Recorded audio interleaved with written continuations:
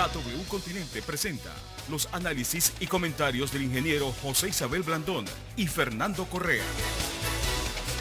Continuamos con más del análisis internacional del ingeniero José Blandón Castillo, porque en el tema internacional, ingeniero, hablábamos antes de iniciar este informativo de bastante temprano, que el mundo está prácticamente revuelto y a veces uno no sabe ni por dónde iniciar. Por una parte, ese pacto de seguridad entre Australia, también Inglaterra y los Estados Unidos, y por otra parte el conflicto que se mantiene entre Japón y China. Además, en nuestro lado, renuncias y movilizaciones gigantescas. Ingeniero, buenos días. Buenos días, José Luis. Buenos días a toda nuestra audiencia que nos sigue en KW Continente Radio y en Canal 21 Next TV. Muchas cosas que contarle en el día de hoy para que usted tenga la información y pueda formarse su opinión. Nuestro interés es que usted decida. Piense. No que piense como nosotros. Sí. Le damos los hechos, usted decide. Cada quien tiene su opinión. Mire, la primera cosa que quiero hacer, quiero enviarle una felicitación a mi hijo Carlos Blandón, que cumple años hoy. Felicidades. Bien.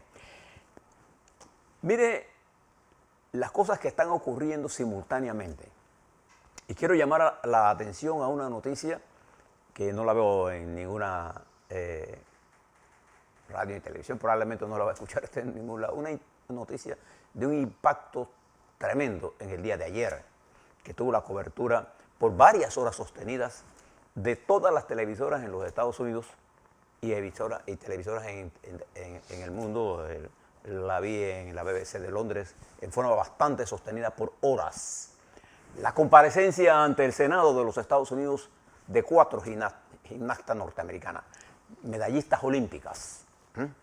Me refiero a Simone Biles, Michaela Maroney, Maggie Nichols y Ali Ramzan, que en una comparecencia, estas son jóvenes, todavía, mira, son muchachas muy jóvenes, que son parte del equipo olímpico de los Estados Unidos y que fueron sometidas a unos terribles ataques sexuales y violaciones sexuales por ese monstruo que se llamó y se llama Larry Nassar, que está preso por 175 años, condenado. Pero estas jóvenes, llorando y con una carga emocional tremenda, explicaban cómo este doctor, que era el doctor del equipo olímpico de gimnasia de los Estados Unidos, las violó en forma permanente y consistente. Y cómo su silencio permitió que centenares de jóvenes norteamericanas, en la mayoría menores de edad, fueron violadas por este predator. Pero lo más serio de todo eso fue las acusaciones que todas hicieron sobre las investigaciones que el FBI estaba realizando y cómo el FBI ignoró las declaraciones que ellas hacían, y lo que hacían era decir, no, tu declaración no es fuerte. Lo que hacían era llevarlas a que no salieran a declarar más nada. Y eso desnudó al FBI. Es una de las instituciones de investigación de los Estados Unidos más serias del mundo. Pero ayer quedó al desnudo. Es una de las intervenciones más dramáticas, al punto que los senadores, demócratas y republicanos, se unieron en un haz de voluntades para defender a estas niñas. Y les traigo este tema porque en el mundo las niñas y niños nuestros son violentados y violados por estos predadores canallas, como este señor que está preso 175 años, pero que todo el entorno que permitió que eso pasara por años, se manejó y permitió que esto pasara. Esta fue quizás la noticia más impactante del día de ayer. La caída del FBI en la opinión pública. Pero además ayer se publicaron 2 encuestas, entre el lunes y ayer, 2 encuestas. La de ayer, la en la que se hace una evaluación de la Corte Suprema de Justicia de los Estados Unidos. No estoy hablando de cualquier corte. La Corte Suprema de Justicia. Se ha desplomado la opinión de los norteamericanos sobre la Corte Suprema de Justicia de los Estados Unidos. solo un 35% de los norteamericanos ve favorable el desarrollo de la Corte Suprema de Justicia. Esta evaluación se hace después que la Corte le dio la espalda a las arbitrariedades de una ley en Texas que permite declarar ilegal el aborto, pero independientemente de eso, permite que la gente pueda denunciarlo y tomar medidas. Y esto está prohibido por otras leyes en los Estados Unidos. Y la Corte Suprema, recuerda que es una actitud de darle la espalda a los derechos humanos de los Estados Unidos, pierde credibilidad ante la opinión pública norteamericana. Y esto es serio, porque otra encuesta demuestra que los norteamericanos piensan que la democracia norteamericana está bajo ataque. Y 70% de esos mismos encuestados dicen que lo que el presidente Trump hizo al negarse a aceptar su derrota contundente en las elecciones del noviembre del 2020 contribuye a que gente piense que puede atacar la democracia norteamericana. Esto estaba ocurriendo en el día de ayer en los Estados Unidos. Pero también ayer se da una serie de eventos. Yo quiero que usted los tenga. Primero, los temas cómo se los voy a dividir. Primero, una serie de renuncias que se dan en diferentes gobiernos de diferentes continentes. Renuncias de gabinete. Dos, una serie de manifestaciones multitudinarias que si usted mira la nuestra aquí, nosotros somos parte de esos eventos que estaban dándose en el mundo. Y tres, problemas de seguridad que elevan el nivel de la confrontación a puntos muy peligrosos en el mundo. Esas son tres cosas que usted debe saber en el día de hoy. ¿Cuáles son estos cambios de gabinete? Voy a comenzar por ahí. En Argentina se produce una renuncia masiva de 6 ministros al gobierno de Fernández, Alberto Fernández, presidente de Argentina. Él se da cuenta cuando iba en el helicóptero a visitar a un amigo de la renuncia del ministro del Interior. No había nada más que bajado cuando se da cuenta que eran 5 más. ¿Y quiénes fueron los que renunciaron? Los ministros. Recuerda que el gobierno Fernández hizo una mancuerna con la Cristina Fernández de Kirchner, viuda de Kirchner, y esta fue la fórmula ganadora. Eran los ministros de la Kirchner, de Cristina, que apoyados por ellas le presentaron una renuncia y él lo cataloga de un golpe de Estado de Cristina a él. La división interna en las fuerzas peronistas ha provocado una de las crisis políticas más graves de la historia moderna de Argentina por las peleas internas de un partido. ¿Le recuerda eso algo? Mire, y esto puede dar en medio de una Argentina sumida en una inflación galopante, en un deterioro de los ingresos, en medio de todo lo que está ocurriendo con la pandemia, con las exportaciones, en el costo enorme que ha tenido y tiene la carga marítima. Yo no sé si ustedes se han enterado de esto. Los costos de transporte marítimo se han incrementado casi 500%. Y un aumento del costo de los combustibles. Argentina se encuentra en una situación grave.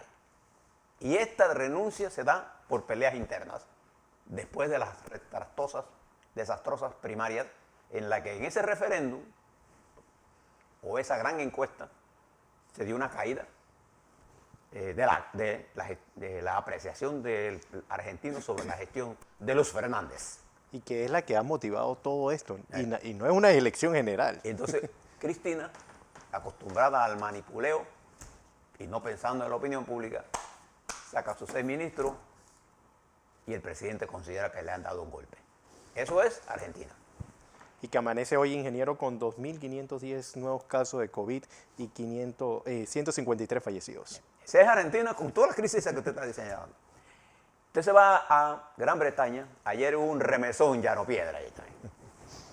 El ministro de Relaciones Exteriores el primer ministro Boris Johnson, Dominic Raab, uno de los hombres más importantes y ligados a él, deja la cartera de Exteriores, una de las carteras más importantes en este momento.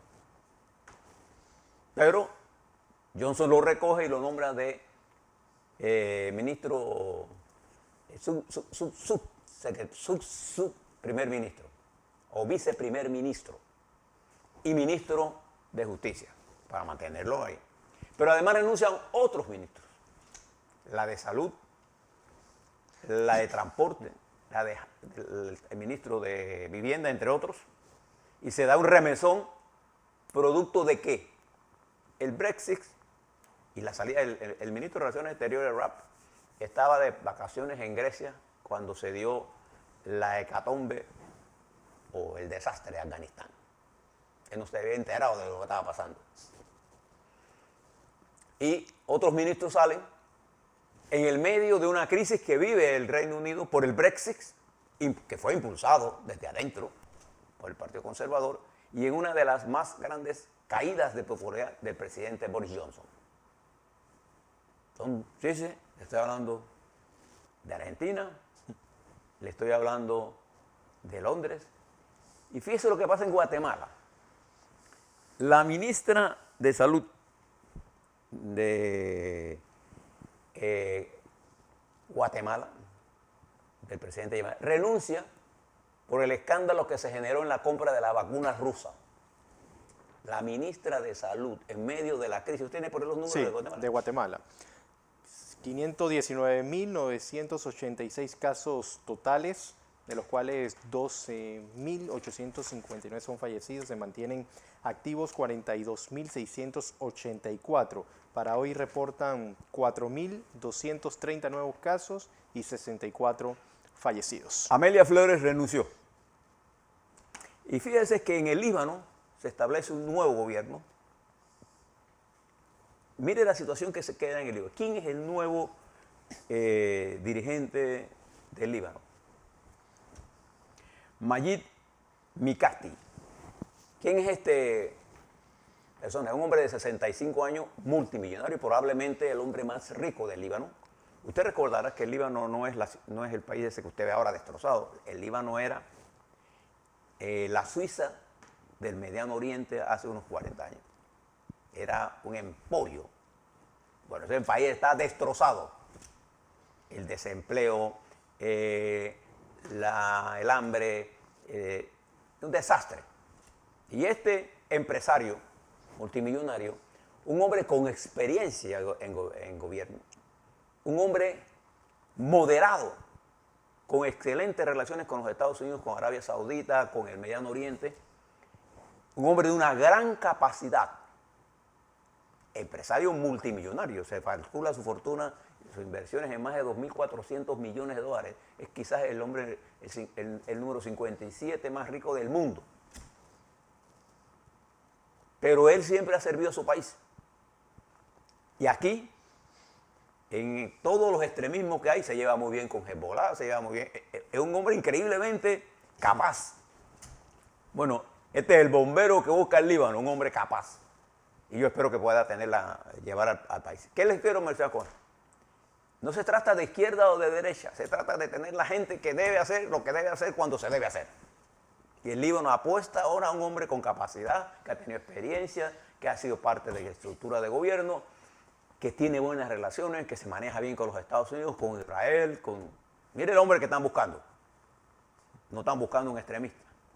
Esta revolcón que se da en... Ahora miren las manifestaciones. Esto está ocurriendo en los gabinetes y esto. Miren las manifestaciones.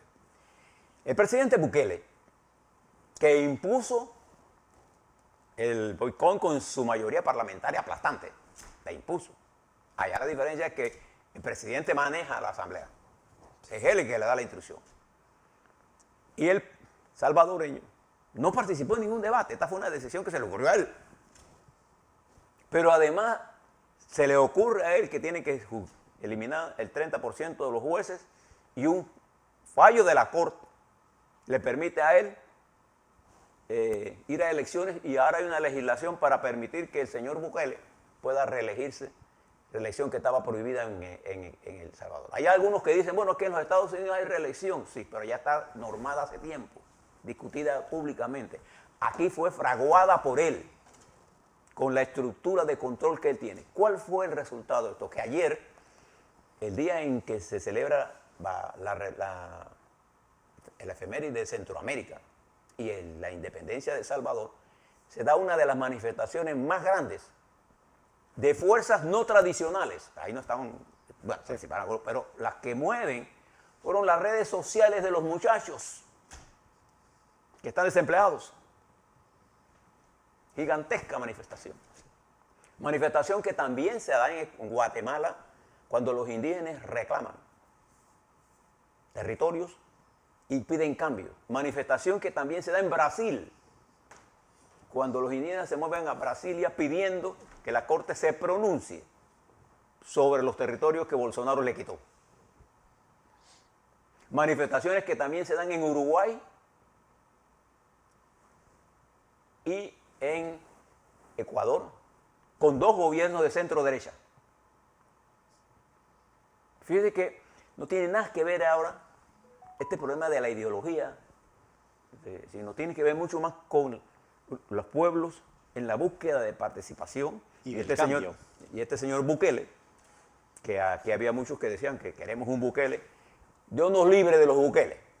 Necesitamos hombres que, como este empresario Nayib Mikati, tengan sensatez, experiencia, que entiendan que la política es el arte de lo posible, siendo un necesario objetivo de lo posible la búsqueda de la mayor unidad de las fuerzas en contienda.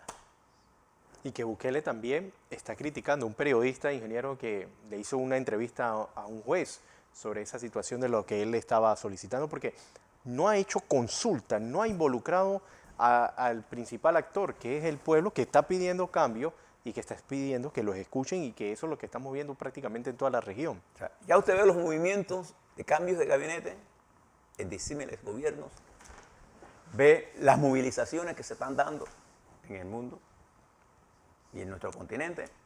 Ahora fíjense en los problemas de seguridad. Voy a partir por aquí en nuestro continente.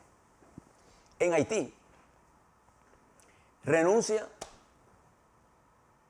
el secretario del gabinete del presidente Henry, o primer ministro, como usted quiera. Pero ese no es tanto el problema, sino que el presidente ordena la destitución del fiscal que pide que a este presidente lo detengan. Eso está ocurriendo aquí en Haití, al lado de nosotros, que es uno de los principales exportadores de migración ilegal que están aquí detrás en nuestra frontera con Colombia y que usan el cruce del Atlántico vía Brasil, la ruta de Brasil, Ecuador, Colombia, Panamá, para ir a donde van o se quedan aquí. Ese país en la que el máxima autoridad está acusada de ser parte del asesinato del primer ministro, o del presidente. Moisés. Y el presidente ordena la destitución del fiscal. Y a esta altura todavía no sabemos quién manda ahí, mientras el crimen organizado en todo el territorio haitiano controla las principales ciudades con bandas armadas. Ese es Haití. Mire ese problema de seguridad que representa Haití, no solo para los haitianos, sino para toda la región, con esta migración que ya no la va para nadie. Yo les he contado a ustedes, y no es una cosa de ficción. La gente en Haití cocina tierra para comer tierra, entre otras cosas, y hay una amenaza enorme por el último terremoto de una mortalidad alta en los niños. Ahora mire el tercer problema, seguridad. Ayer, en una conferencia por Zoom o por vía electrónica, el presidente de los Estados Unidos aparece él en Washington, aparece el presidente Boris Johnson, el primer ministro, y aparece el primer ministro de Australia, Morrison, en una cadena simultánea, en donde se hace el anuncio de un acuerdo de seguridad para proteger lo que Biden llama el Indo-Pacífico, la región Indo-Pacífica. Todo lo que tiene que ver con todo lo de India, Taiwán, Hong Kong, Corea, el mar. Ese y Australia.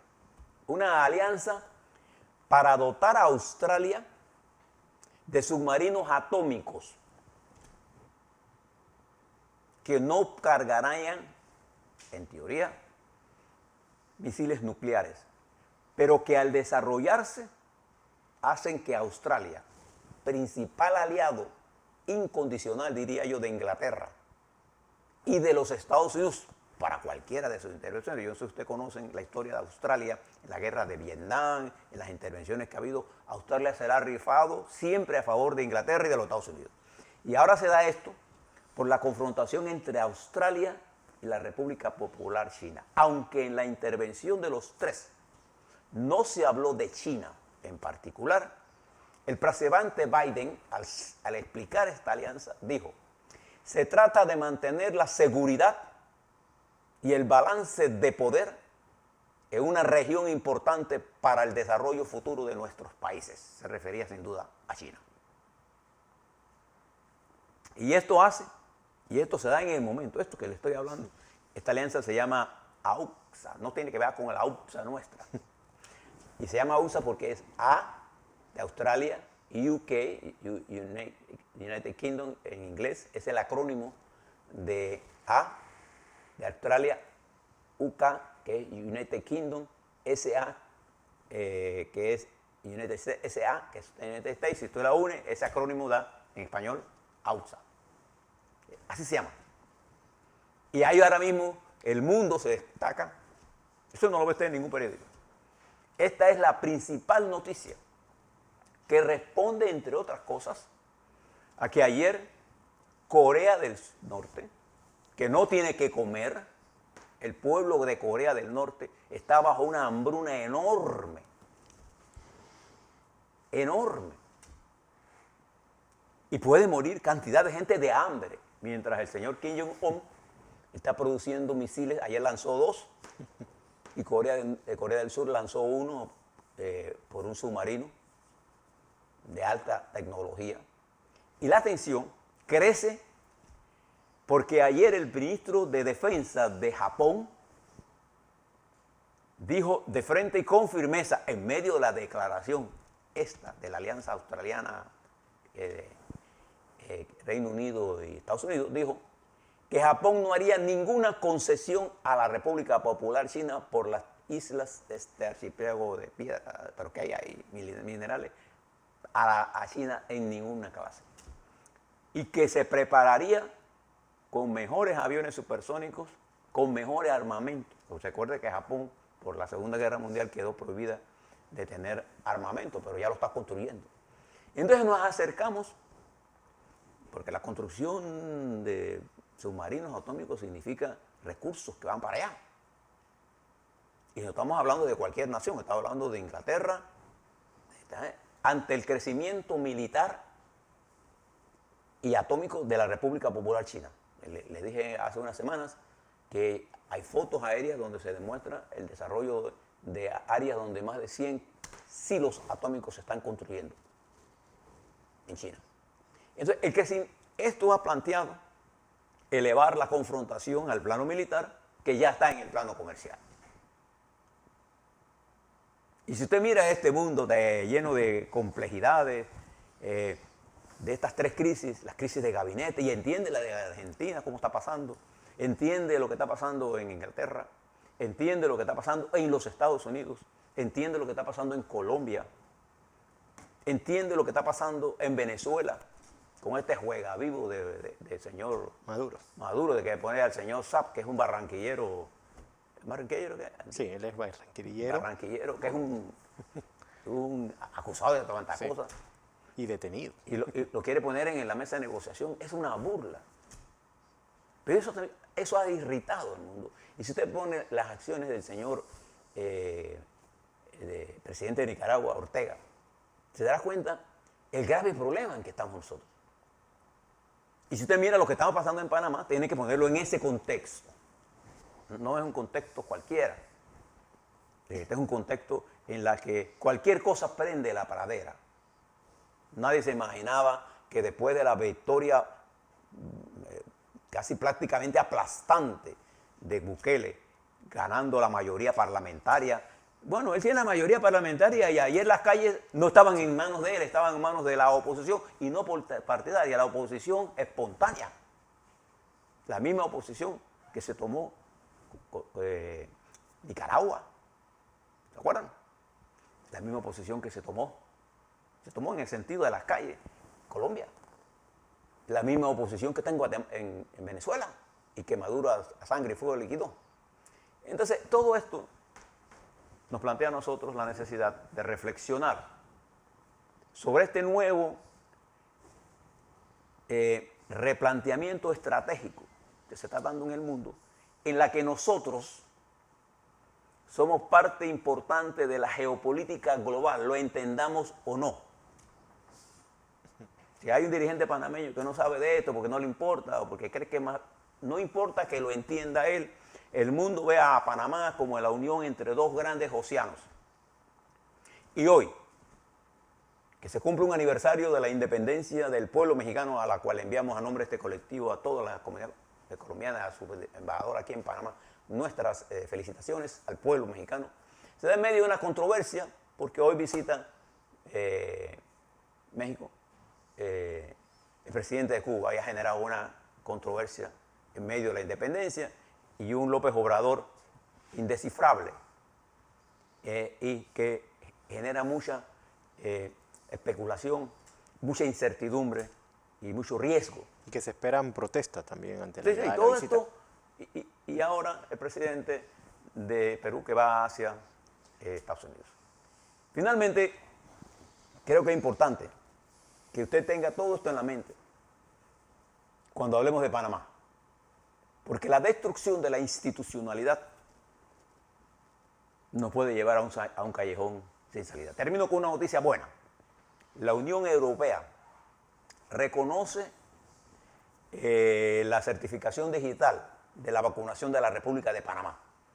En materia de diplomacia, sin duda alguna, es un gran éxito para la República de Panamá. A la vuelta, quiero hablarles sobre las informaciones nuevas y buenas que tenemos sobre la pandemia, que ya por ser buena, dejan de ser noticias. La situación en Panamá está centrada en esa buena entrevista que le hizo usted a Alonso Ramos, sociólogo sobre el problema de seguridad, porque vamos a hablar sobre ese problema de seguridad, vamos a hablar sobre los avances que se están dando en el diálogo y qué espera el panameño este sábado de lo que va a decir el PRD. A la vuelta, eso y más.